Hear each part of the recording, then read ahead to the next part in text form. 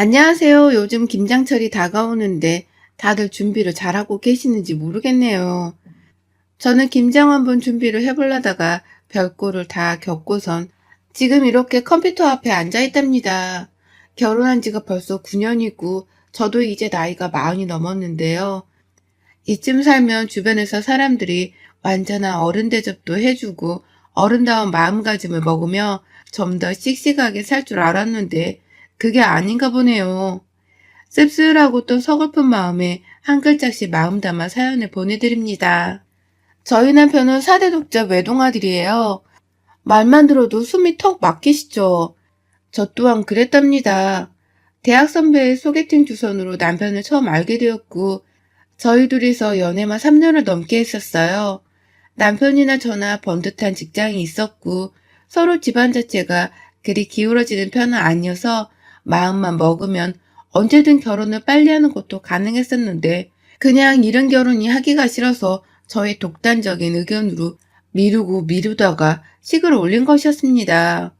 이유는 앞서 말한 사대 독자라는 남편의 그 부담스러운 타이틀 때문이었고요.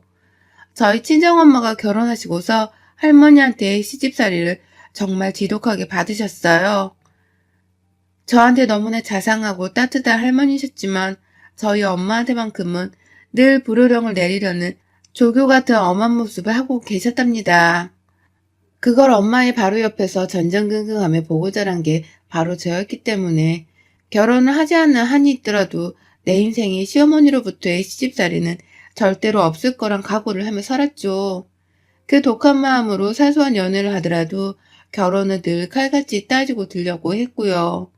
지금의 남편을 만나기 전에 딱 한 번 결혼을 하고 싶다고 생각한 남자가 있었는데 그 엄마 되는 분의 성격이 얼굴에서 다 드러날 정도로 드세 보이는 걸 보고서는 가차없이 뒤도 안 돌아보고 이별을 고했습니다.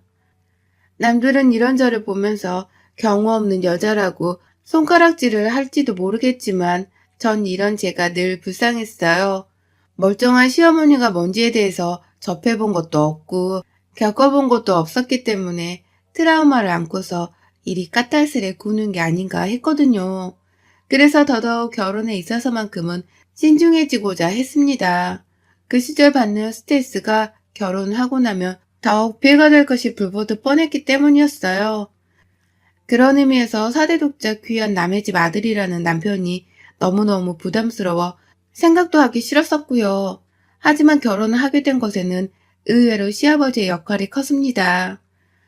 남편의 오랜 기다림, 그리고 끈질긴 구애에 한번 져주는 셈을 치고서 시댁을 방문했던 날, 저희 집이나 시댁이나 다 서울 안에 있었기 때문에 한번 인사드리러 가는 길은 상당히 수월한 편이었었죠. 그런데 시아버지가 저 온다면서 아파트 앞까지 내려오셔선 저를 마중 나오셨더라고요. 자기 집 귀한 아들이 데려온 여자는 더 귀한 사람이라고 하면서 말입니다. 어찌나 인상 깊고 또 감동스럽던지요.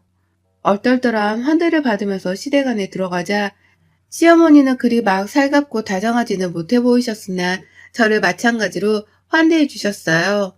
귀한 손님 온다고 해서 새벽같이 요리를 했는데 마음에 들런지 모르겠다며 쑥스럽게 밥상을 차려내 주시던 그때 그 어머님의 표정은 아직도 생생하네요.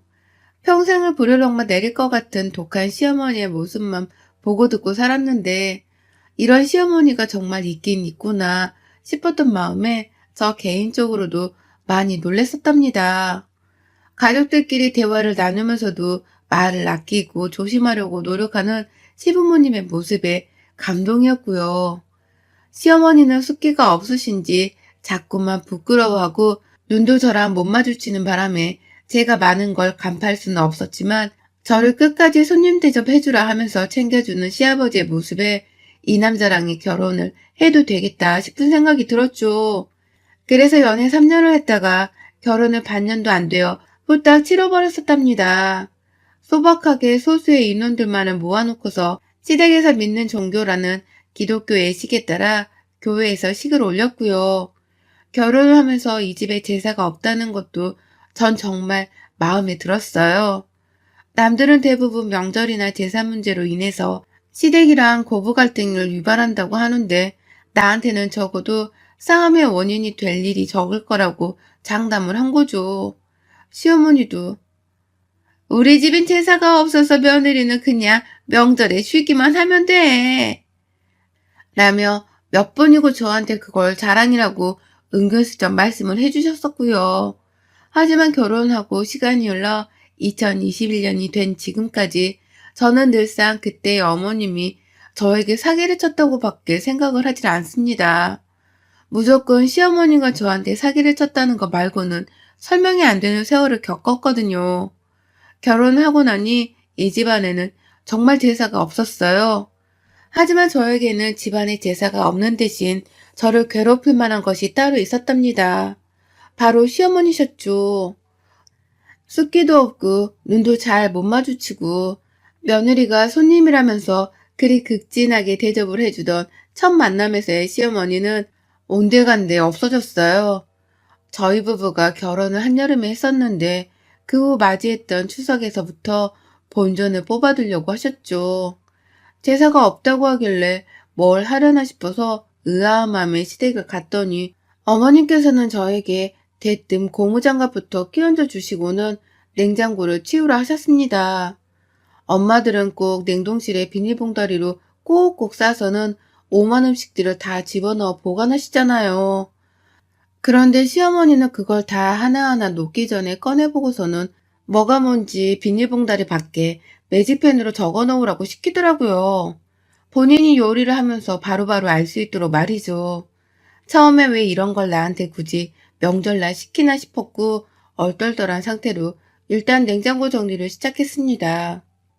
당연히 한두 시간 걸리는 일도 아니었고 거의 반나절을 내내 냉장고 앞에 붙어 있느라 허리가 나가는 줄 알았어요. 그런데 그 와중에 남편이 저를 도와주겠다고 근처에 오기만 하면 넌 좀 이리 와봐. 엄마가 할 말이 있어. 라고 하면서 불러내셨고 급기야 시아버지랑 남편한테 밖에 가서 장을 봐오라며 괜한 심부름을 시켜선 집 밖으로 내보내기까지 하셨어요. 그때 저는 눈치로 딱 알아차렸죠. 지금 어머님이 나한테 하는 짓이 바로 내가 극도로 경계하고 또 저주했던 시집살이라는 것을 말입니다.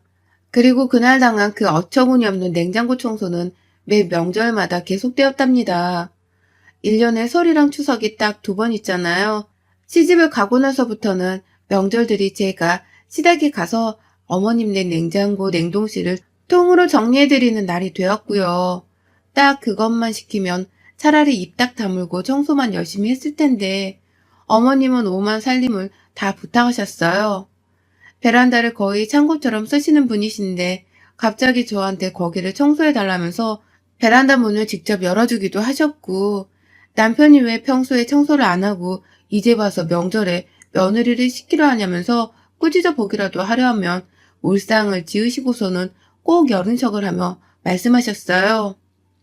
내가 청소 말고는 할 게 없는데 우리 며느리랑 같이 좀 해보려고 한다. 라고 말이죠. 남들은 제사 때문에 며느리랑 머리 맞대고서 요리를 하는데 자신은 그럴 수가 없으니 머리 맞대고 청소를 좀 해보며 친해지려는 건데 뭐가 잘못된 거냐면서 얼마나 불쌍하고 애처로운 척을 하시던지요. 그러니 남편은 그런 어머님의 말에 입이 쏙 들어가선 거기까지 생각을 못했어. 그럼 나도 도울게. 라고 대답을 하며 싱글벙글 청소를 도왔고요. 어머님의 입이 튀어나온 채로 더 시집살이를 시키진 못한 채 아들까지 나서서 청소를 하는 꼴을 지켜보셨어요. 그러다가 기회만 보이면 자기 아들은 청소해서 빼내보겠다면서 엄마 아이스크림 먹고 싶다. 라고 하면서 뜬금없이 추석 날씨에 찬 음식을 사오라 심부름을 시키곤 하셨습니다. 아, 제가 정말 이 집만큼은 안 당하고 살겠다면서 남자의 집안을 샅샅듯이 따져보려고 했었는데 내가 틀렸었다는 것을 시어머니를 보며 실감을 했어요. 그리고 시아버지는 이미 저와의 첫 만남에서 시어머니가 연기를 하고 있었다는 것을 다 알기라도 하는 건지 저를 보기 늘 미안하고 또 면목없어 하셨답니다. 그렇게 개고생을 쇠가 빠지게 하면서 살다 보니 저는 아이를 가지지도 못했었네요. 여러 번 유산을 해버린 바람에 30 후반이 되면서부턴 임신을 아예 포기했었고 이 일로 너무나 괴로워하는 시어머니를 보는 게 솔직히 통쾌해서 시험관이며 인공수정 시술은 절대로 받지 않으려고 했습니다. 오히려 스트레스를 많이 받으면 임신이 안 되는데 제가 원체 스트레스가 많아서 이런가 봐요. 라는 말을 어머니 앞에서 아무렇지 않게 뱉어내면서 이게 혹 시어머니의 시집살이 때문에 유산이 언니어 이어진 걸지도 모른다는 걸 은연중에 밝혔죠. 그러면 어머님은 찍소리도 못하고선 방 안으로 들어가 버리셨고요. 그러던 저였는데 참 사람의 몸이란 게 기적과도 같더라고요. 제가 40이 넘어서 임신을 한 겁니다. 당연히 집안에서는 경사가 나고 아주 난리도 아니었죠. 병원에서도 포기를 해야 할 것 같다며 진작부터 몸 건강이나 잘 챙기라 권유를 하고 있었는데 제 속에서 심장 소리가 들려오니 담당 선생님께서도 기쁨을 주체하지 못하셨어요. 혹여나 또 유산이 될까봐 사람들한테는 일부러 비밀 유지를 했고 혹여나 싶어서 배가 좀 나오기 시작하던 임신 14주부터 시부모님께 말씀을 드렸습니다. 시어머니도 대놓고 좋아하지 못하셨지만 내심 다행이다 싶으셨는지 기뻐하셨고 시아버지는 뭐 동네 잔치라도 벌이려는 분 같았어요. 하지만 이 기쁨은 또 그리 오래가지 못했습니다. 이번에 저의 몸에 문제가 있었던 게 아니라 시어머니라는 외적인 요인으로 인해서 제게 큰 불행이 찾아왔어요. 시어머니는 제가 임신을 했다는 사실을 말씀드리고 나서부터 계속해서 저를 불러내셨어요. 그게 불과 한 달 전이었는데 오랜 유산 그리고 노산으로 인해 극도로 조심해야 하는 것을 아시면서도 불구하고 절 그렇게 지독히 불러내시더라고요. 이를테면 코로나로 병자를 제대로 보지도 못했는데 너 임신했다고 설마 아예 안 보고 살려는 건 아니지? 뱃속애한테 할머니 할아버지 목소리도 자주 들려줘라. 네 시아버지도 너 보고 싶다고 노래를 부르신다. 그러니까 오늘도 우리 집에 와서 대화 좀 나누고 가. 라고 하시면서 말입니다. 그냥 시댁에 안 가고 집에서 조금이라도 쉬는 게 저한테 도움이 되는 일이었어요. 오죽했음 제가 임신한 걸 알자마자 이번엔 아이를 지키겠다면서 회사까지 휴직계를 내고서는 태교에만 전념을 했을까요? 그런데도 시어머니는 이런저런 무슨 놀고 먹는 배수 취급을 하는 것 마냥 자꾸만 시댁으로 불러내셨고요. 그렇게 가보면 시아버지는 늘 아니 몸조심을 해야 하는데 왜 또 왔어? 라고 하면서 저를 보곤 놀라곤 하셨답니다. 시어머니가 시아버지께도 말씀을 드리지 않고서는 저를 괜히 불러내보려고 오라마라 시켜대신 것이었어요.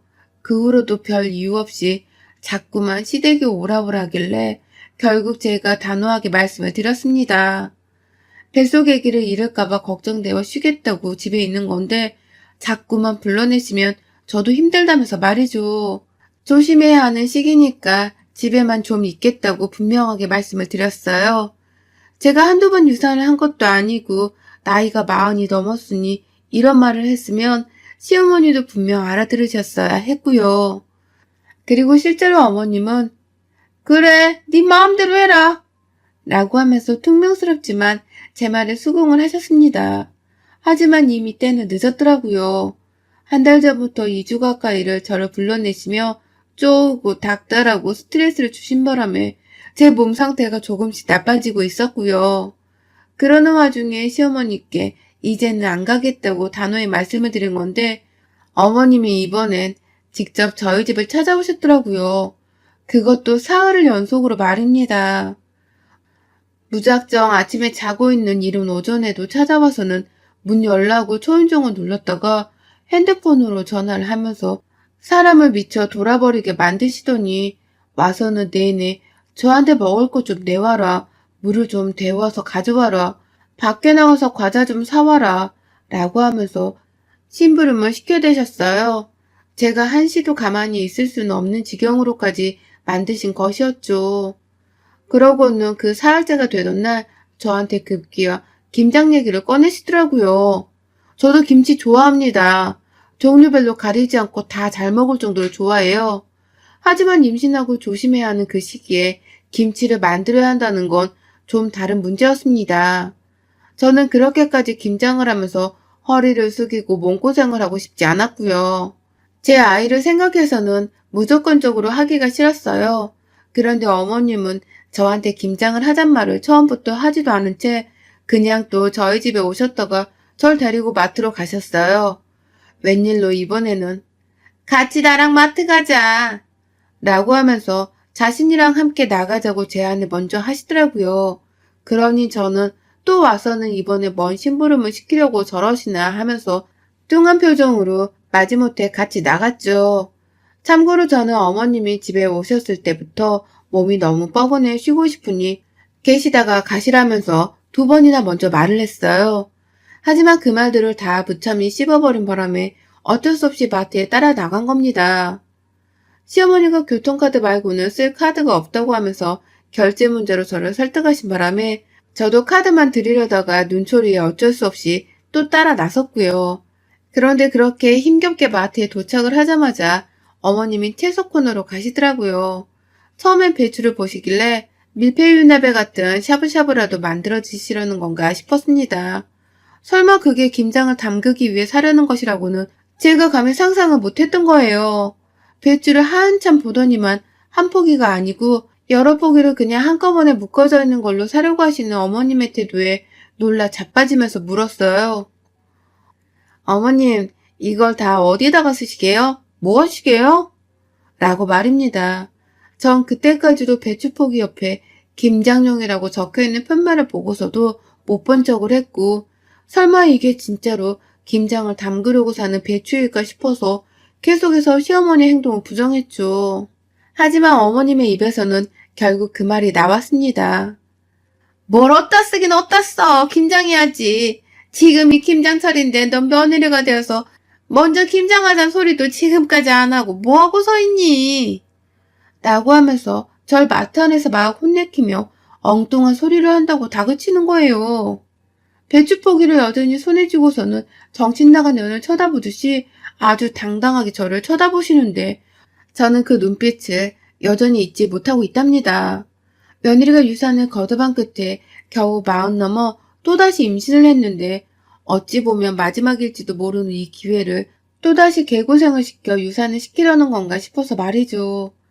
이 눈빛이 살인자의 눈빛과 다를 것이 뭔가 싶어서 시어머니와 눈을 맞추면서도 소름이 돋아 다리가 얼어붙었어요. 온몸이 찌릿거리게 저려왔고 배가 순간 아파왔지만 시어머니를 향한 분노가 너무 걷잡을 수 없이 커지고 있었기 때문에 뱃속 고통을 제대로 인지하지 못했습니다. 마트 직원을 소리치며 불러서는 배추 10포기 묶음을 싸달라고 외치는 어머님의 말씀, 그리고 계산을 하겠다면서 저한테 카드나 내놔 라고 소리를 재차 지르시는 그 모습에 저는 지갑을 열어들었어요. 대답조차 나오지 않을 만큼 그 상황이 너무 지옥 같았고 시어머니가 계산을 하겠다고 먼저 계산대로 멀찌감치 가시고 나서야 제 배가 아픈 게 슬슬 느껴졌어요. 뭔가 예감이 너무 좋지 못해서 배를 움켜쥐었고 괜찮을 거라고 마음을 먹으면서 시어머니의 뒤를 쫓아가려는데 저 멀찌감치서 시어머니가 절 부르시며 소리치시더라고요. 저 굼뜬 거 저거 좀 빨리빨리 안 와? 이거 네가 들고 가야 할 거 아니야. 라고 말입니다. 마트 안에 배달 서비스도 있는데 임산부한테 배추포기를 들고 집으로 가란 말을 저리 당당하게 해대다니 눈물의 앞을 가리더군요. 그 순간 제 머리가 핑 돌았고 앞에서 계산하시는 아주머니가 제가 애처로웠는지 절 보면서 아이고 아줌마 우리 배달 서비스 돼요. 라고 하면서 시어머니를 설득하셨는데 그러다가 제 배가 불러나와 있는 걸 본 건지 아니 임신하셨어요? 임신하신 분이에요? 아이고 그럼 더더욱 안 되지. 이 무거운 거 들었다가 저맘때 큰일 날라고. 라고 하면서 시어머니를 다그쳤어요. 그리고 시어머니는 말씀하셨어요. 뭐가 안 돼. 힘이 넘쳐나는 애인데 지금 집에서 쉬느라 집단의 요양도 잘하고 있어요. 이럴 때 운동을 좀 해줘야지. 라고 말이죠. 그리고 전 그 말을 듣자마자 아 씨발 뚫린 입이라고 저게?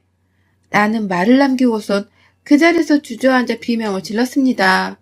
배에선 아이가 이미 잘못되어 가고 있었는지 다리 사이로 피가 흘러내리고 있었고 복통이 너무 심해서 전 도저히 서 있을 수가 없었거든요. 그 바람에 마트한 사람들은 저랑 같이 비명을 지르면서 구급차를 불러주고 절 둘러싸 챙겨주셨어요. 이게 다 시어머니란 생각 때문에 정신이 없는 와중에도 전 시어머니로부터 눈을 떼지 못했는데 어머님은 그런 저를 챙겨주기는커녕 이러다 제가 또 유산하는가 보다 싶었는지 혼란스러운 눈으로 절 보고만 계시더라고요. 근처에 다가오지도 못하고 계셨고요. 그리고 전 구급차에 실려가면서 시어머니께 죽을 힘을 다해 소리쳤습니다. 네가 내 새끼를 또 죽인 거야, 이년아. 넌 내가 집으로 돌아오면 내 손으로 사지를 찢어 놓을 거야. 라고 말이죠. 그리고 전 그 길로 병원으로 가 아이를 유산했어요. 임신 17주 차에 아이를 또 말입니다. 당연히 제정신이 아니었죠. 친정 식구들도 다 달려오고 남편도 뛰쳐왔다가 식구들이랑 부둥켜 안고서는 울고불고 난리였어요. 저는 아이 가는 길에 배웅이라도 해주고 싶었던 건지 잠깐 정신을 잃었다가 금세 깨어나선 배만 껴안고 있었고 시어머니 생각이 난다며 그 와중에도 입 밖으로 죽여버릴 거야 라는 험한 말만 튀어나왔어요. 마트에 끌려간 거 그리고 가서 시어머니한테 들은 소리들을 말하면서 정신을 잃어가면서도 시어머니의 욕을 주저리 뱉어내니 옆에 있던 가족들은 우르르 들고 일어나서는 시어머니를 고소하겠다고 분노하고 난리도 아니었어요.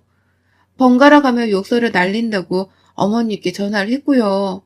나중에 시아버지가 병원에 오셨는데 오는 길에 시어머니로부터 뭔 말을 들었는지 아주 죄인이 되어서는 고개를 수그리고 찾아오시더라고요. 그런 아버님께 가장 대표로 화를 내면서 엄마 어딨어? 엄마는 뭐하고 아빠 혼자 와? 라며 소리를 친 건 제 남편이었고요. 결국 시어머니는 저를 보기 무서웠는지 끝까지 병원 근처에 안 오려고 하다가 저희 친정아버지가 남편이랑 시아버지 멱살 잡고 시댁에 쳐들어가는 바람에 저희 아버지 손에 질질 끌려 병원을 찾아오셨어요.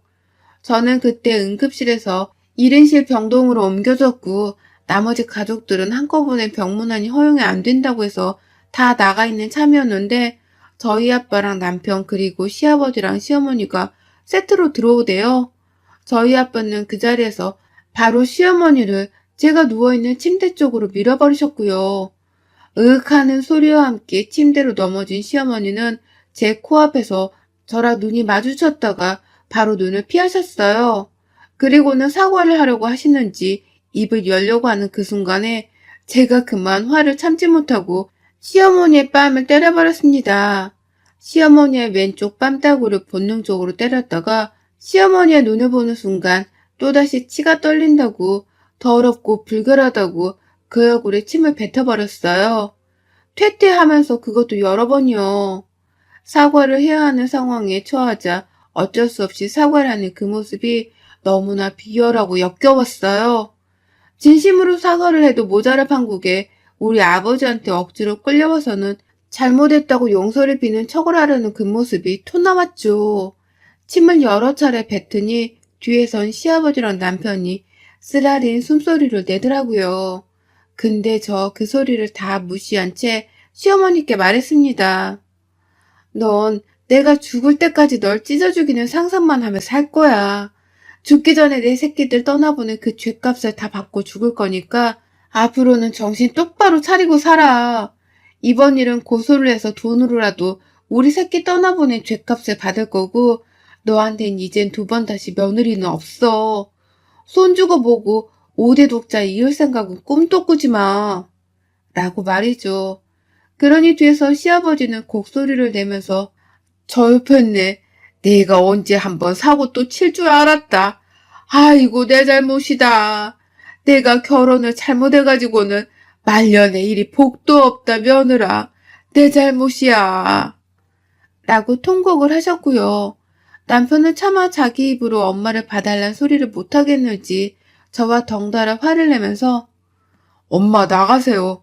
아빠 엄마 좀 데리고 나가세요. 당분간은 나도 꼴 보기 싫으니까 나가라고! 라고 소리를 쳤어요. 그렇게 시어머니는 울상이 되어서 뒤늦게야 울음보 좀 터뜨려 보려 하다가 시아버지와 저희 아버지 손에 이끌려 쫓겨나셨고요.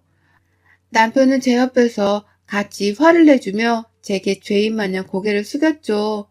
저는 뭐 남편이고 뭐고 그냥 다 필요 없고 짜증이 난다며 눈을 감아버렸고요. 이번 한 내내 저희 친정 식구들은 먼저 시어머니 고소건으로 변호사를 선임하셨고 저는 절대 봐주지 않겠다면서 무조건 강경하게 나가기로 했습니다. 남편도 제지 한번 하지 못하고 저 알아서 하고 싶은 대로 하라 했기 때문에 이참에 시어머니는 평생 안 볼 사람 대우를 하면서 막장의 끝을 보여줘야겠다 싶었어요. 이미 저희 엄마랑 이모들이 시댁에 우르르 몰려가서 시어머니 머리채까지 뜯어잡고서는 애를 되살리라면서 엄청난 복수를 하셨다고 하는데 솔직히 그걸로도 전 성에 차지 않았습니다. 마음 같아선 시어머니 뺨떡으로 하루 종일 때려도 시원찮았으니까요. 일단 제 친정 가족들의 도움을 받아서 시어머니를 고소하고 남편이랑도 더 살아야 하는지에 대해서 고민을 해보려고요. 남편은 지금 자기 엄마를 평생 안 보고 살 거라며 절연을 선언했는데요. 자식은 모르는 거니까요. 더군다나 외동아들인데 시부모님이 평생 연락 한번 먼저 하려고 하질 않겠어요. 그러니 저는 지금 시어머니의 시자도 듣기 싫으니 확실히 절연을 하든지 나랑 차라리 이혼을 해달라며 남편과 결혼 문제에 대해 따지고 드는 중이랍니다. 그 정도로 이 집안 자체에 경매를 나서는 더는 붙어있고 싶지가 않네요. 이 사태를 어찌하면 좋을런지요. 아이를 잃고 잃다 또 잃었습니다. 나이 40이 넘어 말이죠. 마지막이었을 기회라 생각했는데 그 마지막 기회마저도 방심하다 시어머니로 인해 당한 저의 잘못이 크죠. 그걸 알기에 지금은 속지 않은 마음으로 시어머니께 할 수 있는 복수는 다 해볼 참입니다. 싸다구를 날렸으니 이제 당신 아들도 못 보게 하고 당신 며느리한테서 대접도 더는 못 받게 해드려야죠. 소송하고 돈 받아내고서는 나중에 죽으면 받은 재산으로 무덤도 파버릴 생각입니다. 며느리의 복수는 이제 시작이에요. 잘하라고 잘 해내라고 아이가 멀리서 절 응원해주고 있었으면 좋겠네요. 여러분의 생각은 댓글로 남겨주세요. 오늘도 시청해주셔서 정말 감사합니다.